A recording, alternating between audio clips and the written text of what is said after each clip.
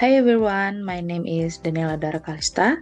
Today I'll be presenting a business case on how Artirasa as a small business can survive in a competitive market by using creative marketing strategies to stand out against big chain stores at Block M area.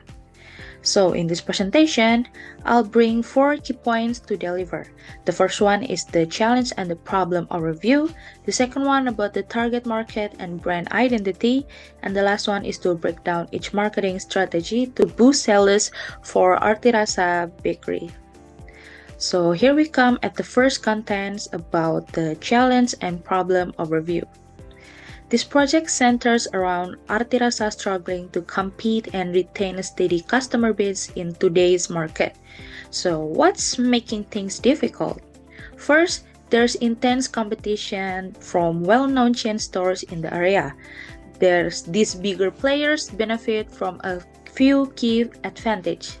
The first one is they already have strong brand recognition, meaning customers trust and remember their names like Mako, Tosleyjors, Holland Bakery. They often offer lower price. And the last one is they have the resources to provide at convenience like delivery services, loyalty apps, and wide store networks. If we take a closer look at the Block M area where this bakery is located, we will find very strong competitors that attract a modern crowd. Take an example from like Little Salt Bread, known for its viral Japanese-style bread, and BC Cheesecake, which has captured young adult audience through trendy seasonal cheesecake flavors. So the question becomes, how can our small bakeries stand out without having the same resources? Before we dive into possible solution, it is important to fully understand the current situation the small bakery is facing. So the first is it suffers from limited brand recognition. So most people outside of the immediate neighborhood have never heard of it. The second one is the bakery has very little digital presence. So most people outside, it's barely active on Instagram, TikTok, which are now the go-to platforms when people search for food, especially younger consumers. The third is there's a lack of promotional campaigns. The bakery rarely runs discounts, seasonal bundles, or special events. And finally, we have to acknowledge the strong competition. The bakery isn't just going up against local independents, it is facing big names like Breadtalk, Tosleyjors, and even convenience stores like Alfamart and Indomart. Now that we have discussed the challenge, let's take a closer look at who exactly we're trying to reach. So, the target market. The first target market is the bakery's primary audience is made up of for the local residents' families who live nearby and are looking for reliable, fresh bakery items they can trust. And we also want to capture the attention of students and office workers, especially those looking for affordable snacks or a quick bite before class or during their coffee break. And then we have walk-in customers, the kind of spontaneous traffic that comes from people walking through the neighborhood or exploring the area. Now let's talk positioning, how we want this bakery to stand out in customers' minds. So the first one is we emphasize that the products are fresh and handmade every day. The second, our secret ingredients, unique local flavors. This is something chain bakeries don't usually offer. Things like clapon bread, pandan rolls, or even festive creation during national holidays. And the third is we highlight the friendly community-focused service. In this bakery, the staff know their customers by name. So the plan for the marketing strategy for Artirasa. So this is what we will be sharing on platforms like Instagram and TikTok to increase visibility and build a stronger online presence. First, we focus on behind the scenes video. These are simple but powerful. So for example, a short clip of dough being created, bread coming out.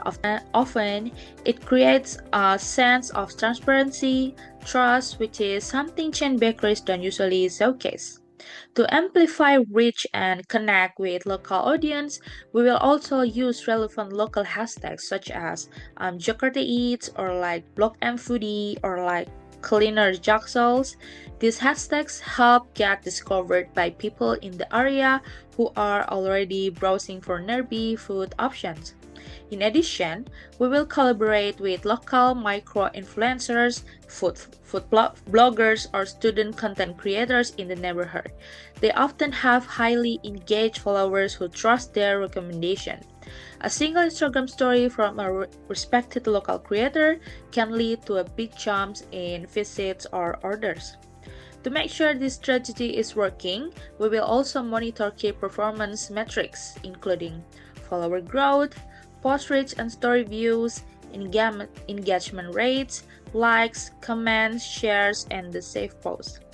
Let's now talk about how we can encourage people to buy more often and keep coming back through promotions and loyalty programs. First, a simple but effective tool is like the promotion buy 5 get 1 free loyalty card. This encourages repeated visits and builds the habit of returning to the bakery instead of switching off a competitor. Next, we'll offer special discounts for new customers, either through a first visit coupon or a QR code from our Instagram profile. We also introduce happy hour deals, particularly during slow hours from 3 to 5 p.m. For examples, get 50% off pastries during this time. Finally, we'll offer combo meals, coffee or tea paired with a pastry at slight discount. It encourages upselling and creates a more convenient experience, especially for students or overworkers on the go. For community engagement, we can do first, we can participate in local events or bazaars, especially those in the Block M area or hosted by schools, apartment complexes, or culinary festivals. Second, we propose hosting weekend mini baking workshops for kids, teens, or parents. These don't need to be elaborate, just small, casual session where people learn how to make cookie or simple bread. Third, we can offer group discounts for schools and office teams nearby. These encourage bulk orders for meeting, parties, or gatherings. And the last one is we want to partner with nearby small business. For example, a local coffee shop or florist. We could create cross-promotion like buy coffee from our partner, get 10% off a pastry here. This builds a supportive small business ecosystem and exposes us to each other's customers. And now, let's look at how we can make the bakery stand out visually, both online and in person through strong visual branding. First, we propose to redesign the logo and unify the brand colors. This includes packaging uniforms and Instagram templates, for example. A consistent color palette, and we decide to make orange as our unique color, makes the brand more recognizable and visually appealing. Next, we introduce a photo spot corner inside the bakery. This is a nicely decorated corner, maybe with the bakery name in neon lights where customers can take photos and tag us. Another creative idea is launching branded merchandise like reusable tote bags, mugs, or stickers.